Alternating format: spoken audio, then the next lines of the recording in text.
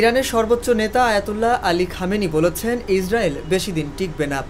শুক্রবার ইরানের রাজধানী তেহরানের ইমাম খোমেনি গ্র্যান্ড মোসাল্লা মসজিদে জুমার খুতবায় একথা বলেন খামেনি। প্রায় ৫ বছরের মধ্যে এই প্রথম জুমার খুতবা দিলেন তিনি। সম্প্রতি ইসরায়েলে ইরান যে ক্ষেপণাস্ত্র হামলা চালিয়েছে তার যৌক্তিকতা তুলে ধরেন খামেনি। তিনি বলেন, এই হামলা আইনসম্মত, এই হামলা বৈধ।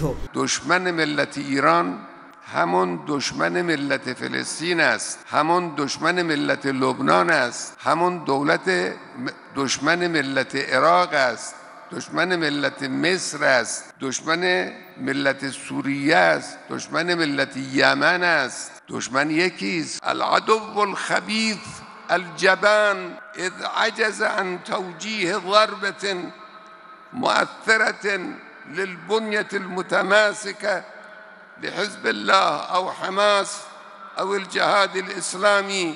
ইরানের সর্বোচ্চ নেতা বলেন, কয়েক রাত আগে আমাদের সশস্ত্র বাহিনীর অভিযান ছিল সম্পূর্ণ আইনসম্মত ও বৈধ। খামেনি বলেন, ইসরায়েলের অপরাধের ন্যূনতম শাস্তি এই ক্ষেপণাস্ত্র হামলা।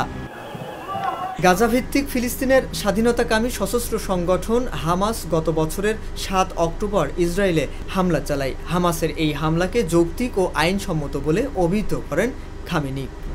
ইরানের সর্বোচ্চ নেতা বলেন, হিজবুল্লাহ ও হামাসের গুরুতর ক্ষতি ইসরায়েল করতে পারবে না। হিজবুল্লাহ ও হামাস ও الجهاد الاسلامی و غیرها محکمه‌ای، هیچ مرکزی، هیچ سازمان بین‌المللی حق ندارد به ملت فلسطین اعتراض کنه که چرا در مقابل رژیم غاصب صهیونیستی سینه سپر کردید।